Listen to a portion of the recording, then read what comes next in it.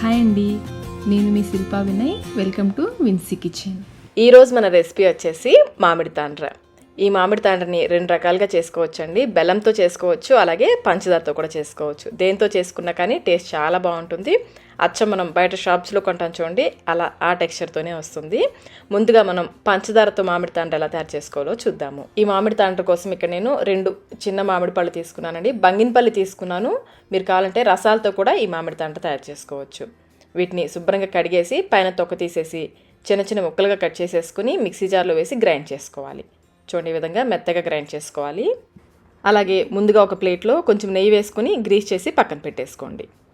ఇప్పుడు స్టవ్ పైన ప్యాన్ పెట్టేసుకుని మనం గ్రైండ్ చేసుకున్న మామిడి పండు గుజ్జుని కొలుచుకొని వేసుకోవాలి. నాకైతే ఈ కప్పుతో 2 కప్పుల మామిడి పండు గుజ్జు వచ్చింది. ఇలా కొలుచుకొని వేసుకుంటే పంచదార కానీ బెల్లం కానీ ఎంత వేసుకోవాలో తెలుస్తుంది. 2 కప్పుల మామిడి పండు పేస్ట్కి 1/2 కప్పు పంచదార అయితే సరిపోతుంది. అదే వెయిట్లో అయితే 1 కేజీ మామిడి పళ్ళకి 100 గ్రాముల పంచదార సరిపోతుంది. కప్ మెజర్మెంట్లో అయితే 2 కప్పుల మామిడి పండు పేస్ట్కి 1/2 కప్పు పంచదార సరిపోతుంది. అలాగే మనం తీసుకునే మామిడి పండు తీపిని బట్టి పంచదార కొంచెం ఎక్కువ కానీ తక్కువ కానీ పట్టొచ్చు. ఫ్లేమ్ని మీడియంలో పెట్టేసి ఇది బాగా దగ్గర పడేంత వరకు కలుపుకుంటూ ఉడికించుకోవాలి. మధ్య మధ్యలో అంచులు కంటుకుంటూ చూడండి, అదంతా కూడా తీసేసుకుంటూ ఇందులో వేసుకుంటూ అడుగు నుంచి తీసుకుంటూ కలుపుకోవాలి. చూడండి, కొంచెం చిక్కబడింది కదా, ఇలాగే కలుపుకుంటూ ఇది ఇంకొంచెం చిక్కబడేంత వరకు ఉడికించుకోవాలి. ఇంకా ఇందులో మనకి మంచి ఫ్లేవర్ కోసం యాలకుల పొడి కూడా వేసుకోవచ్చు. మీరు వద్దనుకుంటే స్కిప్ చేసేయచ్చు, వేస్తే కనుక బాగుంటుంది.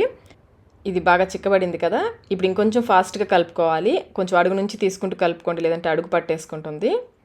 ఫాస్ట్గా కలుపుకోవాలి. కన్సిస్టెన్సీ ఈ విధంగా చూడండి, ఈ కన్సిస్టెన్సీ వచ్చేంత వరకు ఉడికించుకుంటే సరిపోతుంది. ఇప్పుడు వెంటనే స్టవ్ ఆఫ్ చేసేసుకొని మనం ఆల్రెడీ గ్రీస్ చేసి పెట్టిన ప్లేట్ ఉంది కదా, నెయ్యితో గ్రీస్ చేసుకున్న ప్లేట్ అందులో వేసేసుకోవాలి. దీన్ని పల్చగా అన్ని వైపులా కూడా సమానంగా ఉండేలాగా పల్చగా స్ప్రెడ్ చేసుకోవాలి. ఇప్పుడు దీన్ని ఎండలో ఎండపెట్టుకోవచ్చు, లేదంటే మీ దగ్గర ఎండ లేకపోతే ఇంట్లో ఫ్యాన్ గాలికైనా ఆరపెట్టుకోవచ్చు. 2-3 రోజులు పడుతుంది ఇది ఆరడానికి. దుమ్ము పడకుండా పైన ఈ విధంగా క్లాత్తో కవర్ చేసేసుకోవాలి. ఇది ఎండుతూ ఉంటుంది. మనం బెల్లం మామిడి తాండ్ర చూద్దాము. ఇక్కడ నేను కొంచెం పెద్దవి మీడియం సైజు మామిడి పళ్ళు తీసుకున్నాను 2. వీటిని శుభ్రంగా కడిగేసి ముక్కలుగా కట్ చేసుకుని బాగా పండిన కాయలు అయితే బాగుంటుందండి మామిడి తాండ్రకి. ఈ విధంగా మెత్తగా గ్రైండ్ చేసుకోవాలి. ఇప్పుడు మనం కొలుచుకుందాము.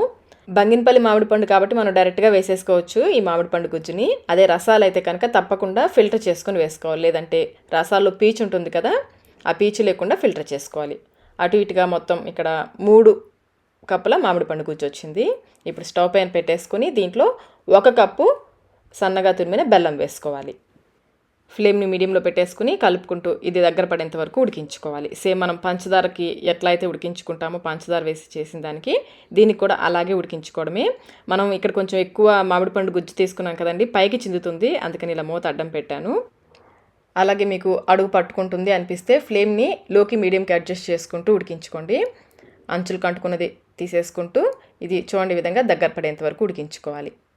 ఇప్పుడు ఇందులో 1 టేబుల్ స్పూన్ నిమ్మరసం, అలాగే మంచి ఫ్లేవర్ కోసం యాలకుల పొడి.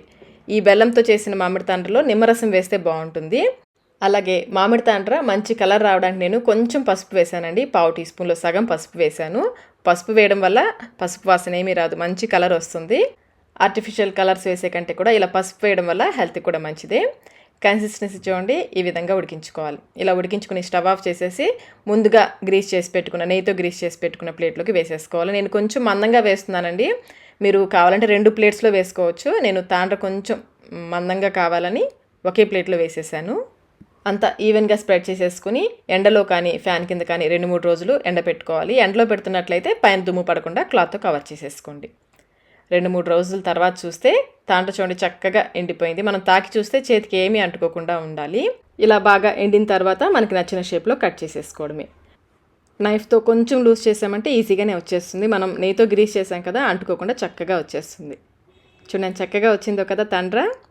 ఇలాగే మిగిలిన పీసెస్ అన్నీ కూడా తీసేసుకోవడమే. నేను కొంచెం పలచగా పోసాను కాబట్టి 2 రోజుల్లో ఎండిపోయింది. బెల్లంతో చేసిన మామిడి తాండ్ర అయితే 3 రోజులు పట్టిందండి. కొంచెం మందంగా వేసాను కదా, ఎండడానికి 3 రోజులు పట్టింది. అంచుల్ని నైఫ్తో ఈ విధంగా లైట్గా తీసేసుకుంటే ప్లేట్గా అంటుకోకుండా చక్కగా వచ్చేస్తుంది. ముందే పీసెస్గా కట్ చేసుకుని సపరేట్ చేసుకోవచ్చు, లేదంటే మొత్తం ఒకసారి ప్లేట్ నుంచి తీసేసుకుని తర్వాత పీసెస్గా అయినా కట్ చేసుకోవచ్చు. చూడండి ఎంత బాగా వచ్చిందో కదా మామిడి తాండ్ర. బెల్లంతో చేసినా కానీ పంచదారతో చేసినా కానీ టేస్ట్ అయితే చాలా బాగుంటుంది. మరి ఇంకెందుకు ఆలస్యం, మీరు కూడా ఈ మామిడి తాండ్రని తప్పకుండా ట్రై చేయండి. ట్రై చేసి మీకు ఎలా వచ్చిందో మాకు కమెంట్ రూపంలో తెలియచేయండి. ఈ వీడియో మీకు నచ్చినట్లయితే లైక్ చేయండి, మీ ఫ్రెండ్స్కి ఫ్యామిలీ మెంబర్స్కి షేర్ చేయండి. Thank you.